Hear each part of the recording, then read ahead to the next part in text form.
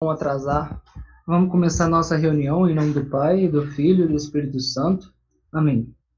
Ave Maria, cheia de graça, o Senhor é convosco. Bendita sois vós entre as mulheres, bendito o fruto do vosso ventre, Jesus. Santa Maria, Mãe de Deus, rogai por nós, pecadores, agora e na hora da nossa morte. Amém. Nossa Senhora do Rosário, rogai por nós. Vocês estão me ouvindo bem aí, gente? O áudio tá ok? Sim, né? Então tá bom. Muito obrigado. Vamos começar então essa terceira aula que eu vou falar sobre o socialismo. Eu vou tentar abordar depois um pouquinho da parte prática também, né? Quanto que a gente vê esse socialismo na nossa vida, porque como eu sempre digo, né? Os princípios baseiam toda a sequência das ações. Então a gente vai ver quais são esses princípios socialistas, como que muitas vezes a gente acaba agindo, ou então se depara com as pessoas e elas agem com esses princípios e tal, então a gente vai ter essa noção melhor, tá bom? Então vamos lá. Por que tão ruim? E aí eu coloquei 4 pontos que a gente vai passar ao longo dessa hora, para a gente entender meio que o escopo geral, assim, né? Meio que o quadro todo, que começa com o que precede o socialismo. Aqui a gente vai mostrar que o socialismo ele é um passo além no fundo da cova, né? Digamos assim, os liberais meio que abriram a cova, assim, né? Deram uma largada na cova e o socialista botou a escada para descer. Só que sem escada, né? Na verdade, deu um empurrão de Esparta, assim, e jogou todo mundo lá embaixo. Porque a gente vai ver que eles são frutos de um mesmo problema, numa raiz comum, tá bom? E aí, esses princípios socialistas, quais são eles? Do que a gente está tratando quando a gente está falando do socialismo? Grande parte dessa exposição eu estou usando essa encíclica, chama Rerum Novarum, muito boa, vocês conseguem comprar por R$ 10 essa encíclica, e ela é basilar da doutrina social da igreja. É a partir dela que a doutrina social se torna sistemática, tá bom? E elas, nossa, é assim, sensacional. Vocês podem ler, é um estilo de escrita muito clara. Das que eu li, ela é a que é mais clara no seu objetivo. As outras vêm em comemoração a ela, por exemplo, ou então quando eles têm que refutar alguma coisa, por exemplo, aquela que fala sobre o comunismo ateu, que eu não vou tratar diretamente aqui, mas, mas ela, né, como ela vai refutar diretamente o comunismo, acaba que ela é bem direta também. Um momentinho. O nome da encíclica, só para eu pegar para vocês, chama Divinis Redemptoris, sobre o comunismo ateu, que é do Papa Pio XI. Se vocês quiserem depois tiver esse interesse, podem ir lá e pesquisar, que lá vai estar mais detalhado sobre o comunismo em si. Hoje eu vou falar um pouco mais de base histórica, essas coisas todas, tá bom? Então vamos lá. Terceiro ponto, as refutações da igreja. O que a igreja vai falar contra os princípios do socialismo? E aí eu vou tentar trazer um olhar sobrenatural sobre a questão da história, como que o socialismo surgiu e mostrar como que ele é utilizado mesmo pelo anticristo para formar uma anti-igreja ou um anti-reino, entendeu? Então vamos seguir. Primeira coisa, o que está precedendo aí o socialismo? Essa citação perfeita do Leão XIII. Vejam bem, a sede de inovações que há muito tempo se apoderou das sociedades e as tem numa agitação febril, devia cedo ou tarde passar das regiões da política para a esfera esfera vizinha da economia social. O que ele está falando? O liberal, quando ele tira Deus da jogada política, ele tira a transcendência. Ele coloca a liberdade como o princípio basilar da sociedade, certo? E fala assim, não, agora a gente precisa deixar com que cada um viva de acordo com seus impulsos, suas ambições, etc. Qual que é a ambição que tem mais poder diante do mundo, em termos mundanos? É a busca pelas riquezas.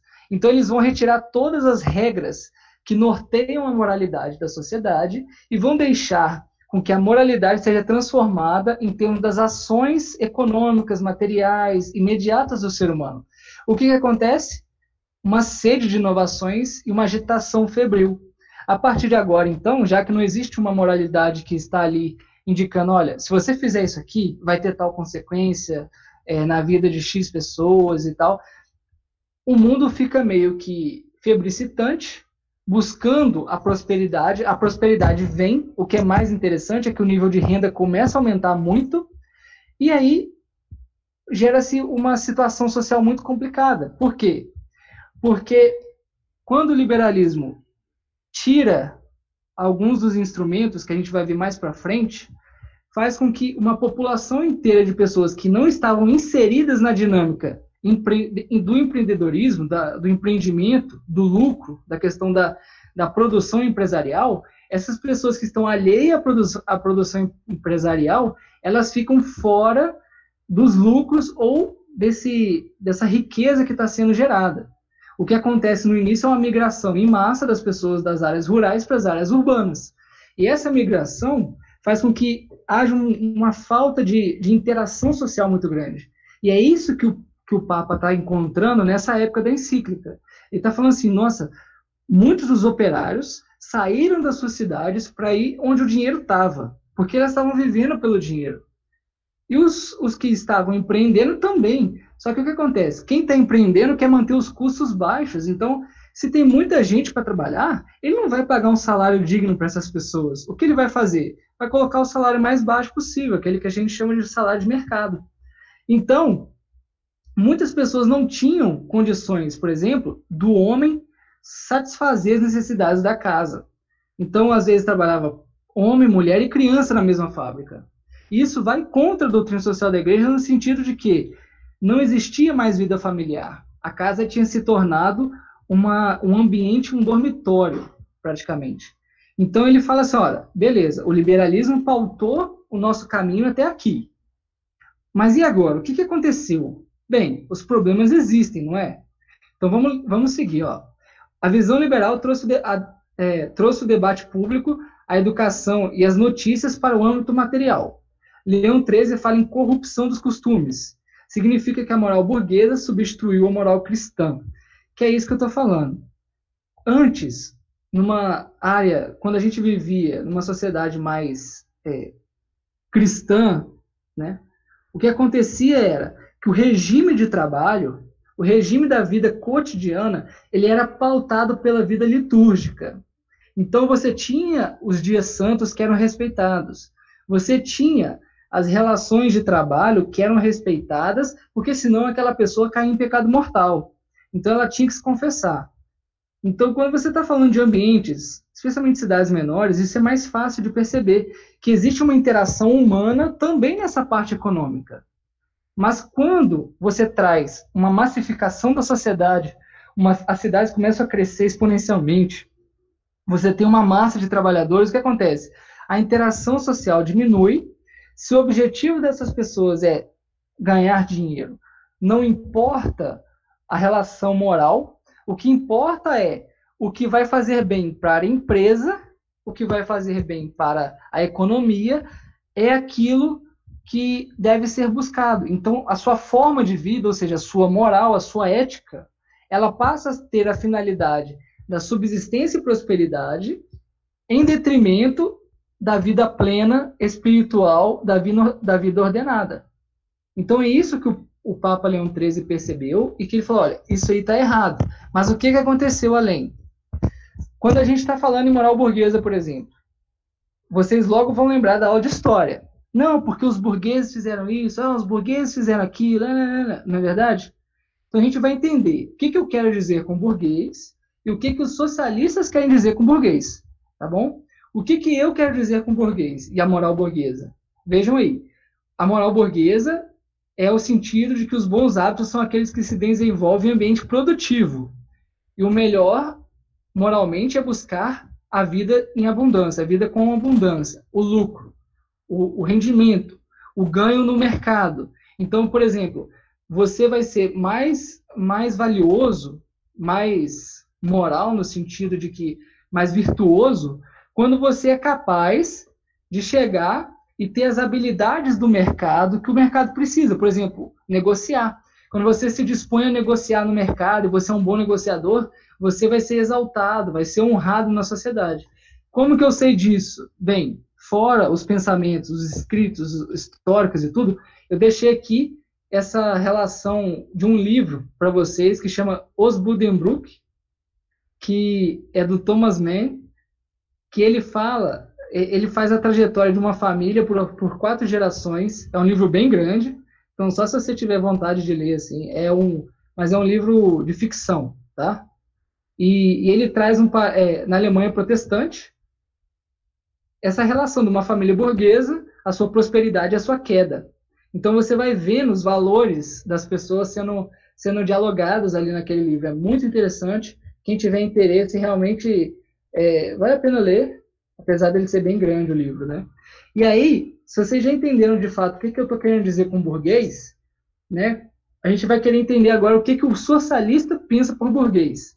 Por mais que o burguês seja o que existe de fato, né? A gente sabe que existe o burguês. O burguês era aquele que vivia nos burgos, ou seja, era aquele que trabalhava dentro da cidade, vivia do mercado. Isso não é um problema nenhum, certo? Mas o que aconteceu? Com a Revolução Industrial, quando vem essa noção e o cálculo econômico mais claro, você percebe que o burguês ele passa a ter uma influência social maior do que, por exemplo, o padre, ou maior do que as relações de familiares, por exemplo. No início isso é muito misturado, mas o burguês ele passa a ter um pensamento liberal, no sentido de que é distinto daquela visão ordenada da realidade. O socialista vê isso e, não querendo resgatar os princípios da ordem, chega, olha essa realidade do burguês e fala, opa, o burguês ele é uma entidade, digamos assim, que é determinada pela sua forma de viver. O que ele quer dizer com isso? Que a partir do momento em que a pessoa se torna burguês, ela assume uma roupagem necessária para aquele estilo de vida. Então, quando a pessoa vai querer empreender, ela vai naturalmente, ela já está imerso numa classe que vai realizar tais tipos de ações. Que tipos são esses? A exploração sobre o trabalhador, a busca pelo lucro, entendeu? E a solução e o domínio da realidade política voltada para os seus ganhos pessoais. É isso que o socialista está pensando, entendeu? Então, para ele, o burguês é aquele que o tempo inteiro vai pegar e vai pautar a sua vida em termos de perdas e ganhos. Então, há uma determinação de quem é ou quem não é burguês. Uma vez eu vi, não lembro, acho que foi não lembro qual professor que falou isso. Ele falou assim, olha, Lenin, que é um comunista, né? Ele estava num trem e ele pegou uma pessoa, jogou para fora do trem, virou para os outros e falou assim, melhor remediar do que esperar para ver, alguma coisa do tipo. No sentido assim, ele viu que aquela pessoa agia como um burguês, assim, mais ou menos, seu jeito de agir era um pouco burguês, e ele pegou e jogou no trem. Porque ele falou assim, não vamos deixar burguês vivo, não, porque o burguês, ele é aquele que, no momento da história, está oprimindo a outra classe. E aí a gente vai entrar um pouco nos princípios do socialismo. Beleza? Então vamos entender o que o socialista pensa. Porque nós já vimos que o individualismo do liberal é um problema, e agora nós vamos ver que o coletivismo do socialista é um problema. Nós, enquanto doutrina social da igreja, enquanto pessoas que buscam essa vivência, nós vamos buscar o quê? A pessoa humana, suas interações sociais, as instituições que surgem a partir dessa natureza, a família, a cidade, as comunidades, né? A nação. Então, a partir dessa ideia de pessoa, nós vemos esses outros graus de interação. O socialista não. Ele pensa em forma de classe, em forma coletiva. Por quê? Porque o indivíduo, no sentido social, digamos assim, ele é determinado pelo seu modo de agir. E o seu modo de agir é determinado pelo seu meio de subsistência. Então, se ele é um trabalhador, ele vai agir como um proletário, não tem jeito. Tanto que o Marx chega a afirmar em um livro dele que os proletários são fábricas de proletários. Por quê? Porque eles estão nas favelas, digamos assim, estão nas áreas pobres, têm relações sexuais entre si, se relacionam, têm suas famílias e têm vários filhos. E esses filhos serão novos proletários. Essa é a visão do Marx. Entendeu? Mas qual que é a visão do Papa? Vamos ver o que o Papa enxergou nessa época. Olha só. O século passado destruiu, sem substituir por coisa alguma, as corporações antigas que eram para eles uma proteção. Para eles quem? Para os trabalhadores. Então, o que ele está falando? Ele está falando, olha, o liberalismo, quando ele veio e tomou conta da política, ele substituiu todas as corporações de interações entre trabalhadores por nada.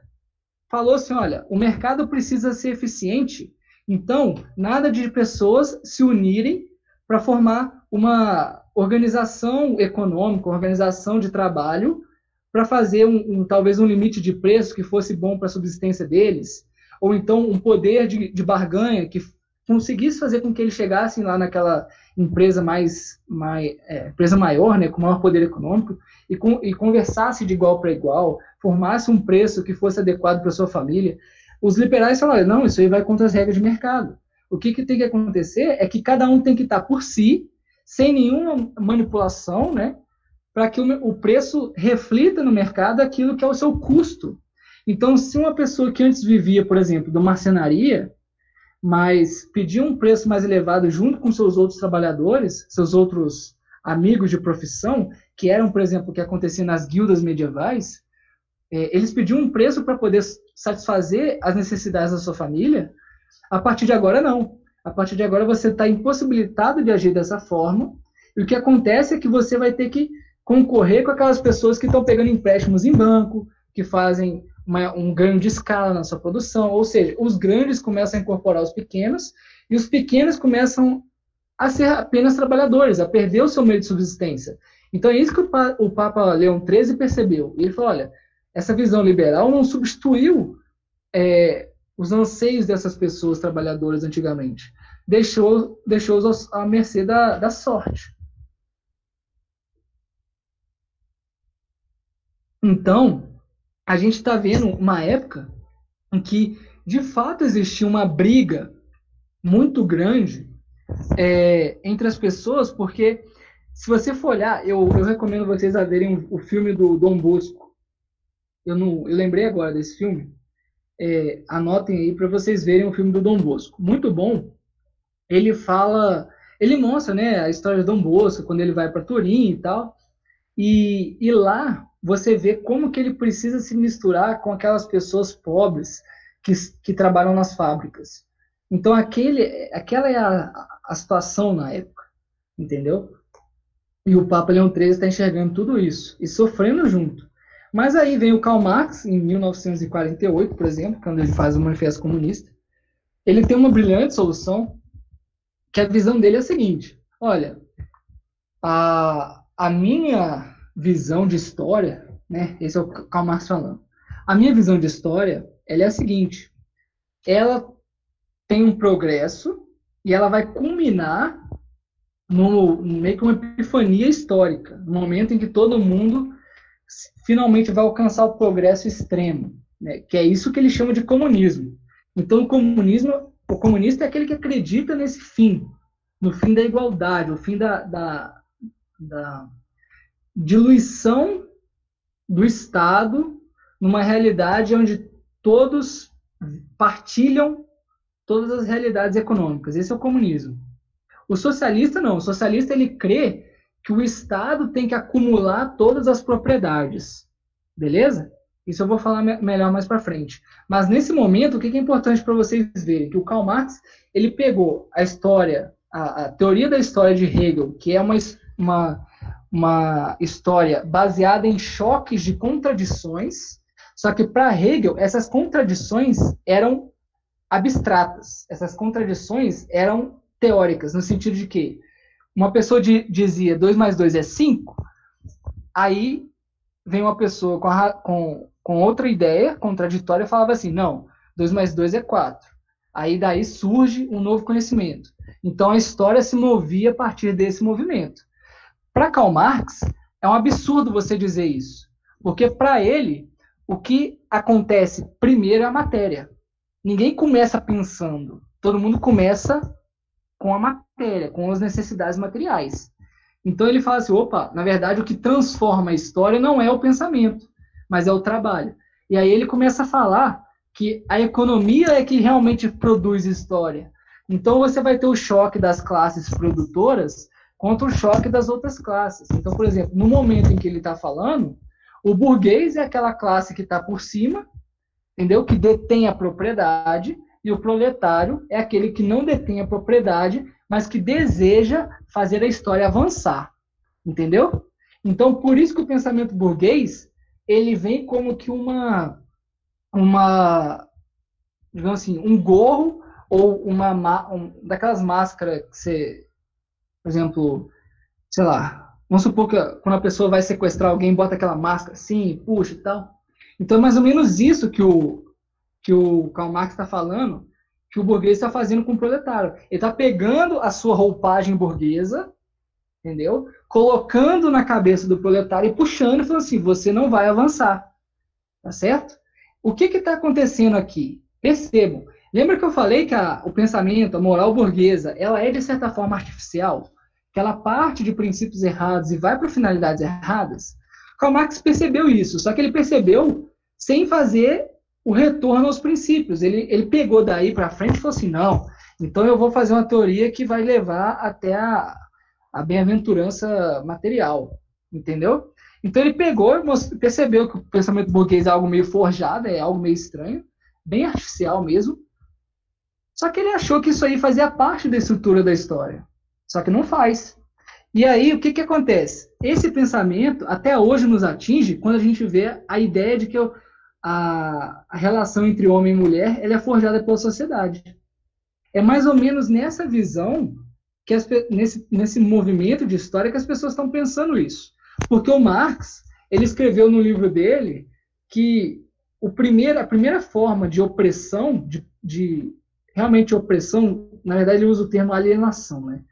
A primeira forma de alienação se dá do homem no homem com a mulher na produção de seus filhos. Entendeu? Então, o homem é aquele que primeiro realiza a exploração em cima da mulher para fazer com que a sua prole seja sua. Então, ele toma aquela prole que para ele não devia ter identidade, pega aquela prole e fala assim, não, agora os filhos dessa mulher aqui são meus. Essa é a visão de origem familiar para o Marx. Você vê que não faz o menor sentido, tá certo?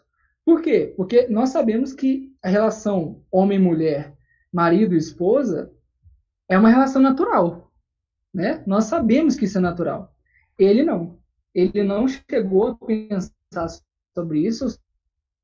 Se ele pensou, ele negou porque achou que fazia parte do pensamento burguês. Porque na época, para o burguês ser casado era bom, você entendeu? Para o burguês ser casado era um sinal de honra na sociedade. Mais para frente, o que aconteceu foi que o divórcio veio como um estágio seguinte da liberdade. Então o burguês passou a tolerar o divórcio e achar o divórcio até bonito. O que acontece hoje também, muitas vezes, né? Nas novelas a gente vê bastante. Então esses pensamentos socialistas e liberais, eles vão se misturando. Você vê que vai ter gente que vai falar, por exemplo, que a questão do divórcio é por causa do marxismo cultural. Não é. É por causa do liberalismo. Você entendeu? A questão do gênero, por exemplo. O princípio do gênero, ele parte de uma visão marxista de história. A Judith Butler, ela fala disso. Ela fala que é um sistema de opressão, só que por meio da linguagem, entendeu? Mas o princípio da liberdade, que é o que está baseando a justificativa, a argumentação dela, é liberal, tá certo? Então você vê que esse pensamento, a partir do iluminismo, essas duas coisas vão, cada hora, um se sobrepondo ao outro em termos de poder. Então vamos lá. Quais são os problemas que o pensamento socialista foi gerando, né, a partir dos seus princípios? Primeira coisa, negação da propriedade. Para que haja socialismo é necessário que a propriedade não seja privada. O que significa isso? Que para eles o mal da sociedade, o mal, né, do que nós vemos aí, os problemas do mundo estão baseados na ideia de propriedade. Quer dizer que por eu dizer que minha casa é minha, eu estou necessariamente impedindo os outros de participar da minha casa. Ou então eu estou assumindo uma posição de poder na sociedade que faz com que haja desigualdade. Então aquelas pessoas que, por exemplo, não têm casa, são inferiores a mim porque eu tenho uma casa, por exemplo. Essa é a visão socialista, bem grosseiramente falando. Só que nós sabemos que não é assim. Só que qual que é a intenção última dessas palavras?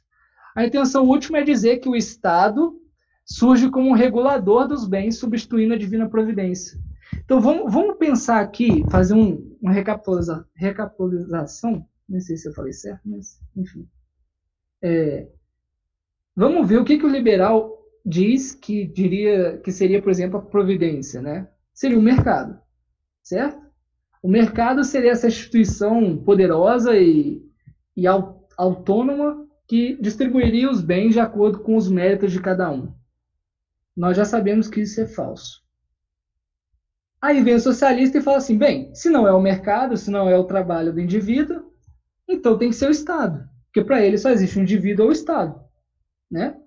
Então ele chega e fala, não, o Estado tem que suprimir a propriedade, ser dona pelo direito de todas as propriedades e determinar quem ganha o quê, tá bom? Então o socialista vai progressivamente tomando conta dessa relação de propriedade e vai substituindo a divina providência nos seus caminhos, fazendo com que tudo seja manipulado por meio dos chefes do Partido Socialista. Então, quando nós vemos, por exemplo, uma tentativa de planejar a economia e até mesmo as áreas mais simples, como algumas áreas da saúde ou moradia, às vezes, né, provavelmente você está lidando com esse pensamento de que é o Estado que vai suprir a necessidade material do homem. E isso é mais do que falso, porque o Papa Leão XIII ele fala na encíclica dele, ele fala assim, olha, a família é anterior ao Estado.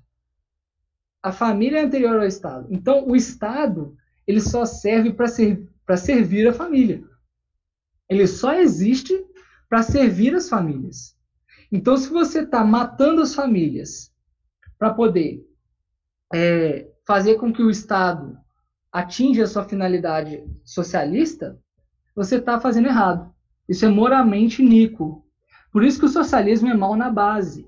Ele já começa com um princípio antinatural, que é o princípio de quebrar a propriedade privada. Entenderam? Então, se você for olhar, por exemplo, no livro Admirável Mundo Novo, você vai ver que o que está acontecendo no início do livro é a produção de fetos, de bebês. Esse é o limite do socialismo. O momento no qual a produção, não só a produção dos bens, mas das próprias pessoas, é feita por meio de um cálculo do governo central. Ah, não, nós precisamos de tantas pessoas, por exemplo, eles são divididos em graus, né? Os alfas, betas, deltas e tal. Então, os alfas e betas são mais inteligentes, os deltas e épsilon são trabalhadores. Então, de acordo com o que a sociedade está precisando, eles vão lá e produzem seres humanos de acordo com cada faixa de função na sociedade. Esse é o fim desse princípio lógico da propriedade, por incrível que pareça. O que está acontecendo hoje? O que está acontecendo hoje é que, por enquanto, essa visão de liberdade ainda está na fase liberal em termos de fecundidade, política reprodutiva. O que está acontecendo? Eles estão dizendo que, pela liberdade, as mulheres têm que ter o direito de abortar. Pela liberdade, as mulheres podem fazer inseminação artificial. Pela liberdade, as mulheres podem escolher os genes dos seus filhos. Beleza. Isso aí já está errado. Mas, pelo princípio liberal, está vigorando. O que vai acontecer depois? Porque o princípio liberal não se sustenta, ele vai ceder a um poder maior, que é o Estado. O que vai acontecer no futuro? O Estado dizer que tantas pessoas precisam morrer ou não podem existir, como aconteceu na China, quando você fez a política de um filho único. Depois vai dizer, não, vamos então produzir tais pessoas que são mais... O que aconteceu com Hitler, por exemplo, ele queria produzir uma raça pura na Alemanha. Então aquilo pode acontecer de novo. Não, nada impede, por meio desses princípios socialistas, que isso aconteça. O que vai acontecer é que os mais liberais e os mais socialistas vão ficar se degladiando e aqueles que são meio termos conseguirão avançar suas agendas. Se vai chegar ao ponto de haver a produção in vitro de pessoas em escala grande, né? Eu não sei. Mas que é possível que isso aconteça, é possível. Até aqui tudo bem, gente? Então tá bom, vamos avançar. O outro ponto que é muito importante, eu acho que é mais tocante ainda do que o anterior, é a questão da inveja. Olha essas citações. Os socialistas, para curar este mal, instigam nos pobres o ódio invejoso contra os que possuem. Aqui no Brasil, a gente tem é meio que é engraçado. É um jeito de agir quase que invejoso desse jeito, mas que às vezes até vai contra, que é aquela inveja de quem se dá bem. Mas a gente não tem inveja de quem se dá bem porque ela possui algo, né? É mais por uma vaidade, né? Tanta inveja. É engraçado que isso acontece aqui no Brasil. Mas os socialistas, eles instigam o ódio nas pessoas, a inveja. Por quê? Porque se alguém possui algo que você não possui, e você fica paralisado pelo vício da inveja, alguém vai ter que atuar com justiça para restituir essa inveja que você está sentindo. O que é isso? Olha, você olha, por exemplo, para as pessoas que têm carro e fala, é injusto que elas tenham e eu não tenha. O que acontece? O Estado vai ter que vir suprir essa demanda eleitoral, essa demanda política, entendeu? E te dar o carro à força. E te dar a custa do quê? A custa de toda a sociedade. Não entrando aqui no mérito, por exemplo, do Bolsa Família, que é algo mais ligado à subsistência, que talvez precise ser discutido de forma mais calmamente. Mas se nós formos olhar, por exemplo, a educação pública, educação superior, pública não, educação superior, talvez a pública também, mas a superior em grau maior, mais visível, o que acontece é o seguinte, você acredita, bota um princípio que ninguém pode questionar, que a faculdade é necessária para a pessoa viver. Então, aqueles que têm condições de pagar, eles estão, digamos assim, obtendo algo que é totalmente injusto, enquanto os outros não tiverem. Então, qual que é a busca do estudo superior estatal? É fazer com que todo mundo alcance os níveis educacionais que ela precisa, que o Estado precisa, para que ele seja justificado. Então, se agora é a faculdade, depois vai ser o mestrado. E as demandas de injustiça, da inveja, vão ser cada vez mais jogadas para o aparato estatal. Ao invés da pessoa... Claro, não estou falando que aqui é meritocracia 100%. Né, que aquela pessoa que não tem nem luz em casa tem condição de competir com quem tem cursinho. Não é isso que eu estou falando. Eu estou falando que esse movimento interior, esse vício, esse pecado capital da inveja, ele é estimulado pelos princípios socialistas para que não haja, olha só, não haja força moral, integridade de pessoa, da personalidade para atuar na sociedade de forma autônoma. Então, sempre vai ser necessário pedir o auxílio do Estado para que essas coisas avancem, ou seja, para que cada pessoa seja capaz de chegar na faculdade, você vai necessitar sempre de que o governante vá lá e faça uma lei. Você entendeu? Não é esse o tipo de sociedade que nós estamos buscando. Se nós não temos faculdade para todos, as pessoas que fazem e que dão aula, que se movimentem, porque são elas que possuem a capacidade de criar faculdades, elas que se movimentem para suprir a realidade de quem não pode alcançar esse tipo de educação. Mas vai falar isso nos dias de hoje, cada um com seu umbigo, na verdade? É assim que funciona. Então a gente precisa mudar essa mentalidade, sair da inveja e ir para a caridade, sair da inveja e ir para a solidariedade, para a liberalidade, que é a virtude de dar àquele que precisa, certo? Então vamos lá. O que acontece então com o socialista dentro da igreja? Esse ponto aqui eu vou até ser um pouco mais polêmico. Primeira coisa, é possível ser um cristão socialista? Não. Apesar do socialismo não negar Deus diretamente, ele só aceita que Deus exista se você disser que Deus é contra a propriedade privada, que Deus veio para acabar com os ricos, que Deus veio para colocar um mundo de igualdade. Se você disser que esse é o Deus, aí tudo bem, você pode ser socialista. Mas não é bem assim. Não é a ideologia que determina Deus, mas é Deus que determina a realidade. E a ideologia é justamente um pensamento fora da realidade. Certo? E aí, o passo seguinte é o comunismo, né? Quem acredita no comunismo pode acreditar em Deus? Não, não pode. Já está na base dos princípios comunistas que você deve ser ateu. Que a crença em Deus é supersticiosa. Tanto que a religião é o ópio do povo. Vocês já ouviram que Karl Marx tenha dito isso. Não sei de fato, nunca li, mas todo mundo fala. Eu vou dar por certo que ele mesmo disse isso, tá bom? Mas por quê? Justamente porque o comunismo é o alcançar final do socialismo, no qual não precisa mais de Estado, porque a mente das pessoas já está livre do pensamento burguês, então ninguém vai querer se apropriar de um bem. Então, por exemplo, eu estou com um ventilador agora que está me satisfazendo muito bem.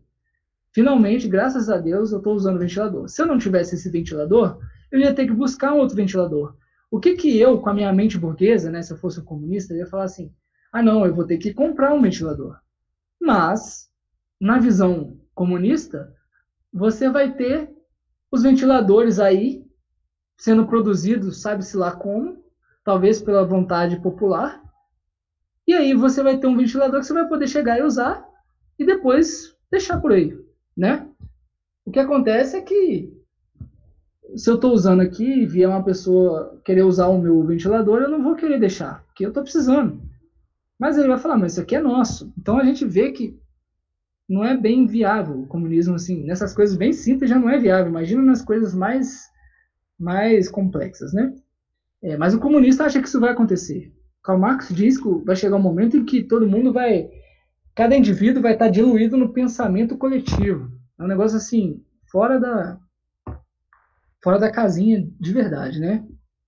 E houve aqueles que tentaram aliar o comunismo, o socialismo com a doutrina social da igreja.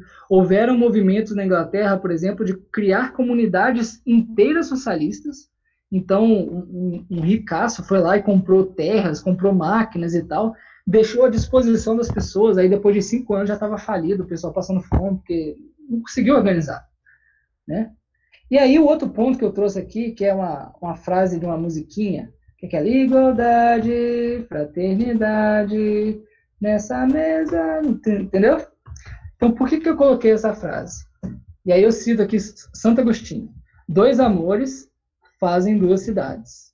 Esse aqui é a Cidade de Deus, o livro Cidade de Deus. Por quê? Porque a gente ouve dentro da igreja falar de bem comum, de igualdade, de fraternidade, e isso são princípios que se adequam à doutrina social da igreja. São coisas que se adequam. Então a gente está ouvindo, está falando, desculpa, a gente está falando isso, mas a gente não sabe como que essas palavras estão chegando no nosso interlocutor. Então quando a gente ouve essa musiquinha na missa, por exemplo, a gente quer levar isso para o lado bom, né? Quer dizer que Deus na Eucaristia nos ensina a caridade, que nos ensina a transformar a nossa vida moral, e aí nós vivemos uma igualdade, uma fraternidade realmente válida, né? Mas o que muitas vezes essas palavras estão dizendo é o seguinte: com o bem comum, a gente está dizendo supressão da individualidade ou da pessoalidade. Por quê? Porque se você está falando em bem comum com um pensamento socialista, o que você está querendo dizer é que você não pode buscar viver uma realidade material sem buscar lutar contra a desigualdade da propriedade, no sentido de que você não pode possuir, porque isso é imoral. Então, é aquele tipo de pensamento dentro da igreja que as pessoas ficam com vergonha de dizer que possuem um carro, que conseguiram comprar, por exemplo, um carro para levar seus vários filhos, por exemplo. Por quê? Porque esse pensamento esse tipo de moralidade socialista já está impregnada nesse discurso, que pensa que, pô, se eu tenho isso aqui para levar minha família, né, andar, sei lá, você vai ter 4 filhos, pô, você acha que você vai conseguir com um golzinho fazer com que a sua família, né, consiga melhorar as coisas? Às vezes consegue, beleza. Mas se você tem a condição de comprar um carro melhor para sua família, por que não? Isso não é imoral, você entendeu?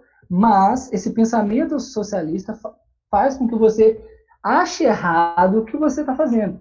Então tem muita coisa que a gente ouve de discurso dentro da igreja, especialmente discursos sociais, de criar um mundo mais justo e fraterno. Essa frase, ela é ótima. Só que essa frase, ela é terrível também, porque ela é usada de formas assim, totalmente fora de contexto. Ela é usada, por exemplo, nas preces, muitas vezes, quando a gente devia estar pedindo as graças para ser santo, as graças para ser isso, aquilo, mas a gente está sempre pedindo um mundo mais justo e fraterno. E daí que você está pedindo um mundo mais justo e fraterno dessa forma? Porque as pessoas não estão entendendo. Por que elas não estão entendendo? Porque 2 amores fazem 2 cidades. Se você ama a Deus, você vai entender o que essa palavra quer dizer. Mas se você não ama a Deus, você vai criar a cidade dos homens. E essa justiça e fraternidade vai se tornar justiça e fraternidade ou do pensamento da Revolução Francesa, que já tem ali uma origem socialista, né? O socialismo se desenvolve melhor depois, mas ou então comunista, socialista, que utiliza dessas frases para avançar a sua agenda. Tá bom? A gente tem que ter muito cuidado na hora de falar essas palavras.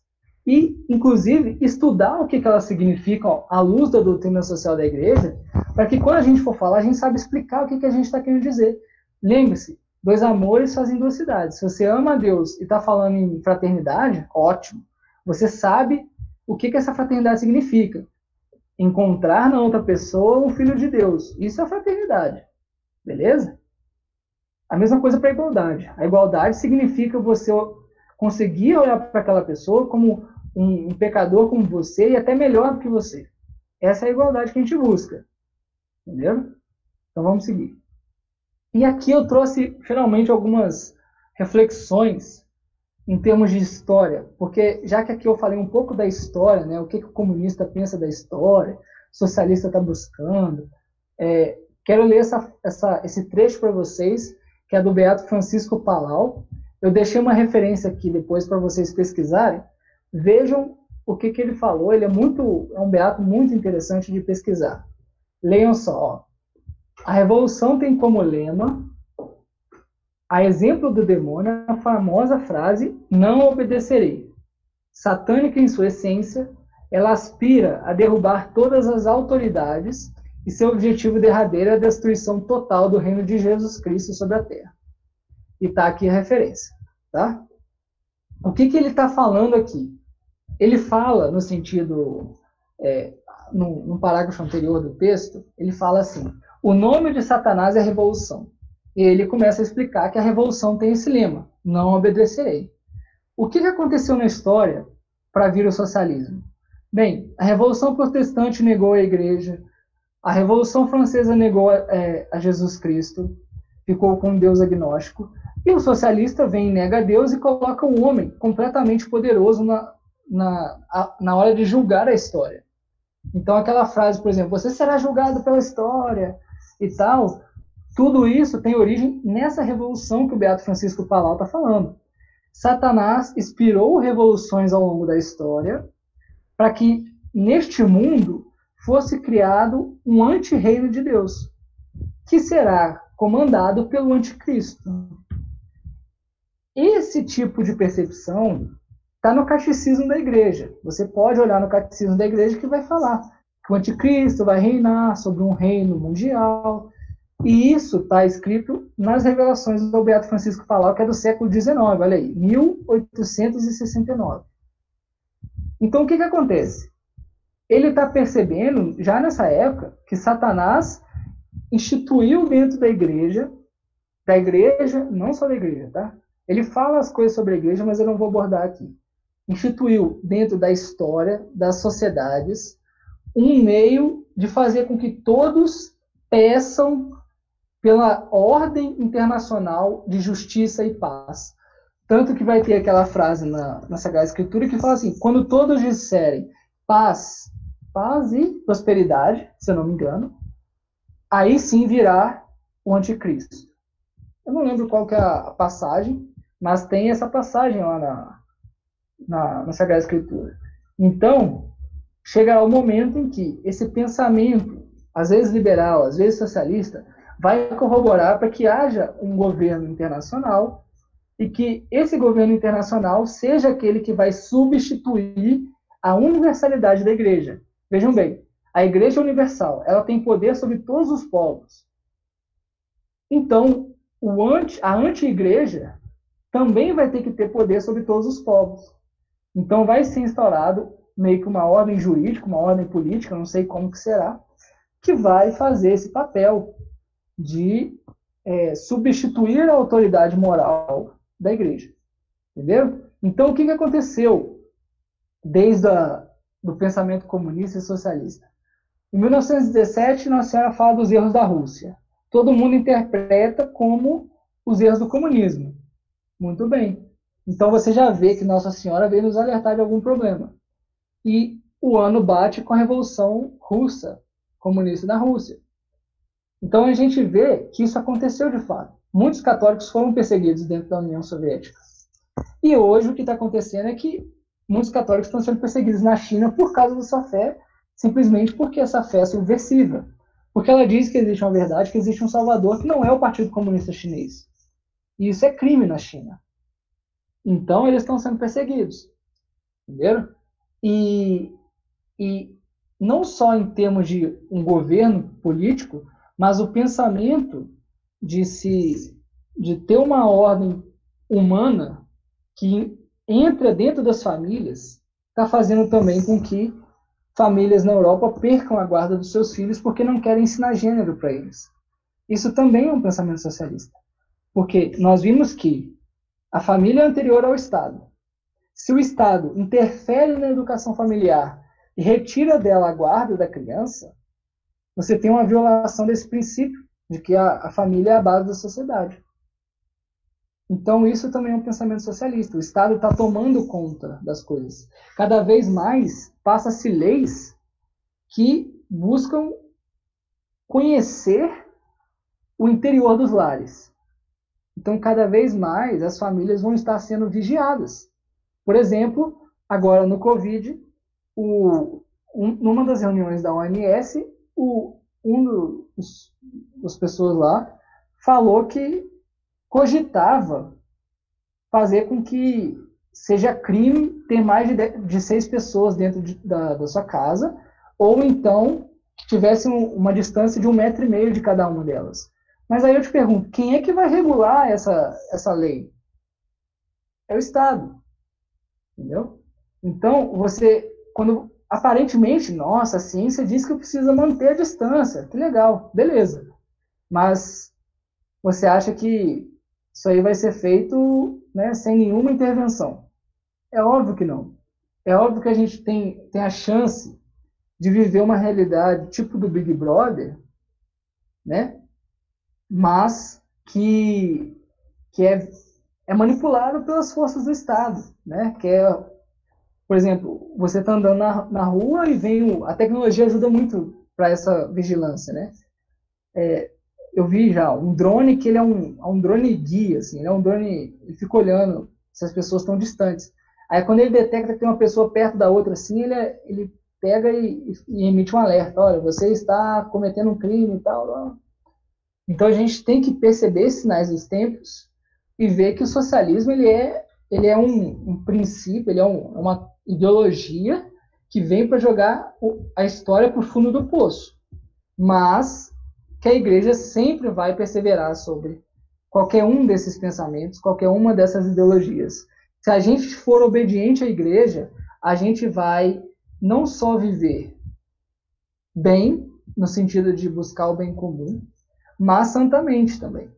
Então a gente vai estar promovendo uma sociedade melhor, certo? Então esse é o princípio que a gente tem que ter sempre em mente, que dois amores fazem 2 cidades. Se você ama a Deus e busca ser obediente a ela, ou seja, não seja revolucionário, como diz aqui o Francisco Palau, que, né, a base de toda de todo o mal é a revolução, que foi a revolução que aconteceu nos céus com Satanás, né? Não obedecerei, isso é uma revolução. Enfim, acho que eu já falei bastante, mas eu acho que fica aí a mensagem, né? Vamos ter cuidado com essas propostas mirabolantes que a gente vê por aí. Se for olhar, por exemplo, para a política, vamos ter muito cuidado. Vamos buscar aquilo que as pessoas digam, ah, não, eu vou tentar integrar tal grupo com tal grupo, para que eles possam solucionar seus problemas e tal, ao invés de ficar passando lei que pareça que vai resolver todos os problemas, certo? Porque senão a gente pode cair nesse problema socialista. Beleza, gente? Eu acho que é isso. Alguém tem alguma dúvida? Estou à disposição.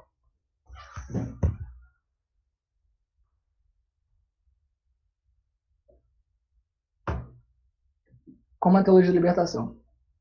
Sim. A Uni também. Ah, não. Qual que é a pergunta? Eu não sei.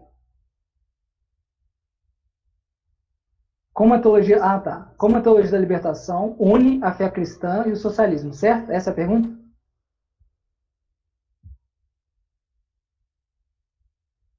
Ah, tá. Beleza.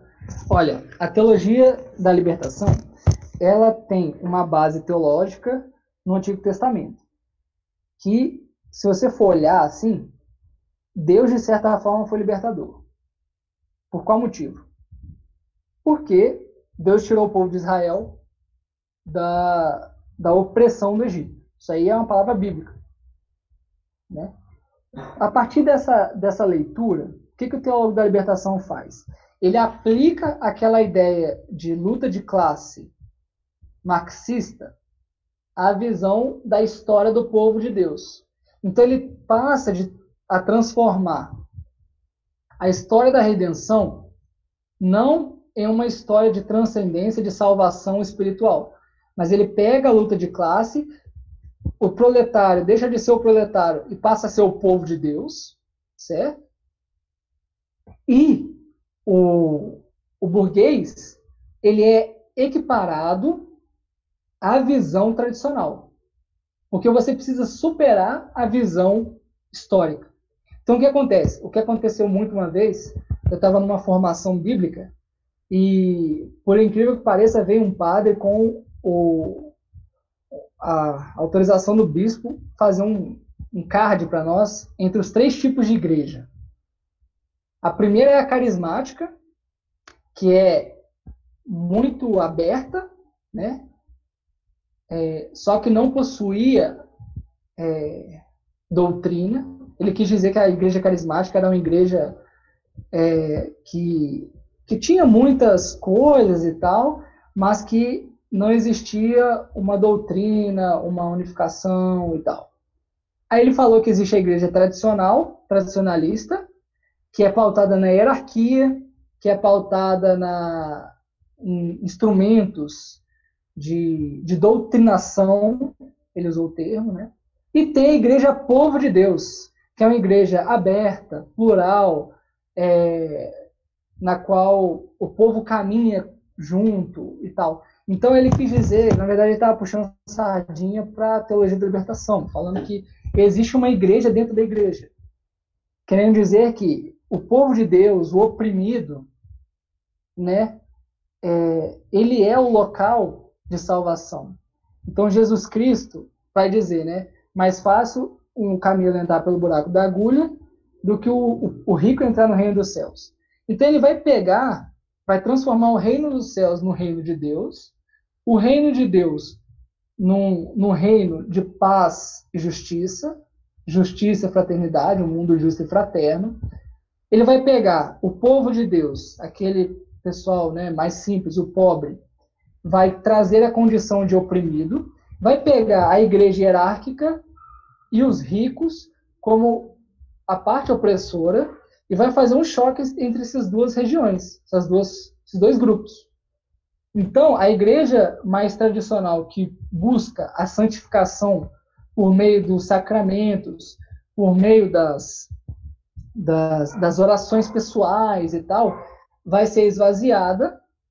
Então, o Deus libertador, ele vai fazer o quê? Vai agregar esse povo de Deus e vai trazer ao seu convívio fraterno.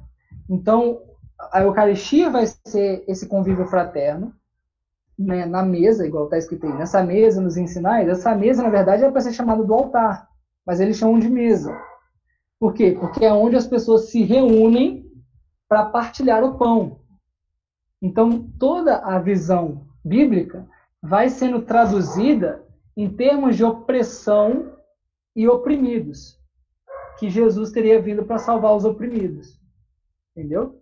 Então, se você analisa a Sagrada Escritura por meio dessa visão de que há uma opressão, um oprimido e o opressor, você está agindo de uma forma como a teologia da libertação busca fazer. Entendeu? Está respondido?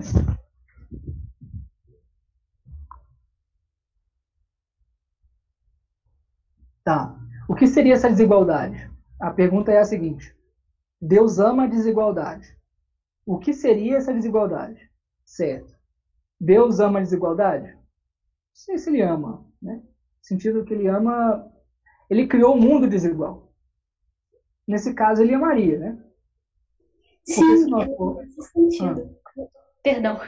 É Não, que eu pode estava falar. lendo um pouco sobre a criação e tudo mais, sobre a desigualdade na realidade da vida, das coisas mesmo. E aí diz que Deus ama a diferença, Deus nos fez desiguais. Na raiz das coisas mesmo. Um é mais alto que o outro, um é mais inteligente do que o outro, enfim. E que essa Isso. diferença, essa diversidade foi querida por Deus e ela expressa exatamente o amor e a beleza de Deus. E Exato. aí, né, aí eu acho que entra também, eu não sei, eu dou algumas sugestões, mas não sei se é exatamente exato. Mas eu acho que entra um pouquinho do nominalismo, no sentido de desigualdade não ter esse sentido que a gente entende no mundo cristão, mas sim um sentido negativo de que é algo ruim e que não deveria existir. Mas eu não sei se tem a ver com nominalismo. Mas eles interpretam, né? É essa diferença. Eles mudam o sentido das palavras, os revolucionários, e aplicam de modo diferente. Assim como você explicou em relação ao rico na parábola de Jesus, na comparação de Jesus, eles colocam o rico realmente como se fosse. Não, o problema é o rico, e não o apego, a idolatria aos bens materiais. Mas o problema é o rico. Então, e eu até tinha comentado, eu ia comentar, mas aí no final não comentei, quando você falou que os socialistas, né, eles julgam a pessoa de acordo com a classe a que ela pertence. Se ela é burguesa, ela vai agir como um burguês, que no caso, na cabeça deles, é alguém que vai oprimir o operário. E aí eu diria que o socialista peca de juízo temerário, porque ele olha para alguém, você é burguês, então você oprime, você é ruim, você merece, enfim, ser excluído. E aí É, essa questão da e é desigualdade o que mantém. acontece também hoje em dia quando as pessoas olham para alguém com uma cruz, né, e acham que você é intolerante. É o mesmo tipo Sim. de pensamento, é a mesma tendência podre do ser humano, né, de soberba, que acaba, né, os comunistas usam isso. Mas sobre a questão da desigualdade, sim, Deus criou todo mundo desigual, e mesmo que você colocasse as mesmas circunstâncias para pessoas diferentes, elas alcançariam resultados diferentes. Então, se você pegar duas pessoas com o mesmo jeito, perfil corporal, mesmas roupas, mesmo dinheiro na mão dela, mesma rotina, eles vão dar frutos diferentes. É natural isso, certo? O que acontece é que a desigualdade não é amada por Deus no sentido em que você tem uma sociedade materialista que faz com que a riqueza seja a finalidade da sociedade. Então, as pessoas mais ricas não praticam as virtudes que elas poderiam praticar. E aí, essa desigualdade ela não é quista. Tanto que a gente não quer que as pessoas passem fome. Então, essa desigualdade extrema, né, esse negócio de que há as pessoas paupérrimas e existem pessoas que poderiam ajudar e não ajudam, isso precisa ser remediado. Entendeu? Entendi. Então, o fim da posse dos bens é o serviço a Deus. Se alguém é rico, ele tem uns meios especiais para servir a Deus que um pobre não tem. Exatamente. Mas A gente chama isso de destinação universal dos bens. esse princípio é muito interessante. É muito interessante. Significa que você tem, mas não é seu propriamente dito. Ele é de Deus. Então você recebeu de Deus como uma providência. Aqui é muito importante, em termos de economia, a gente perceber. A providência rege tudo. Então, se você tem muito, a providência te deu essa possibilidade. Então você tem que agir segundo a providência, segundo as regras de Deus, segundo o amor de Deus. Então você vai querer fazer com que esse dinheiro a mais que você recebeu também chegue àquelas pessoas que precisam. Você entendeu? Então, tem uma vez eu ouvi, não sei se é verdade, mas no hebraico não existe o termo meu, existe o termo comigo, né? Ou seja, no sentido de que essa percepção teológica não é a não é a não existência da propriedade. Veja bem, eu estou falando do discurso, no sentido de que até mesmo aquilo que é meu, eu consigo reconhecer que está para mim, mas não que eu tenho total domínio daquele objeto, no sentido de que eu criei o objeto, certo? É bem interessante isso. Mas isso já é algo mais específico. Tá? Para outras aulas. Enfim, eu acho que a gente pode encerrar aqui, tá bom? Isso. As gravações vão estar disponibilizadas, né? A participação também está contando. E é isso, gente. Muito obrigado pela participação de todo mundo durante essas 3 aulas. Espero ter ajudado vocês, né? Fico muito feliz com a presença de vocês e depois compartilhe essa aula para mais pessoas, tá bom? Então vamos rezar um santo anjo aqui, pedindo que ele nos ajude a meditar essas palavras. Santo anjo do Senhor, meu zeloso e guardador, se a ti me confiou a piedade divina, sempre me rege, me guarde, me governe, me ilumine. Amém. Estivemos reunidos em nome do Pai, do Filho e do Espírito Santo. Amém. Uma boa noite a todos, meus irmãos. Fiquem com Deus. Boa noite.